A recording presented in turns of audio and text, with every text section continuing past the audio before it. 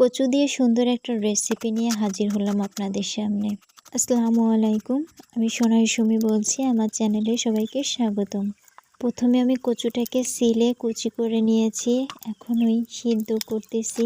তাতে মরিচ, পেঁয়াজ আর কিছু রসুন দিয়েছি, হলুদ, লবণ। এটা দিয়ে নাড়াচাড়া দিয়ে সিদ্ধ করে নিয়েছি। আর এখন আমি এলাচ বেটে নিচ্ছি একটা স্পেশাল ফ্লেভারের জন্য।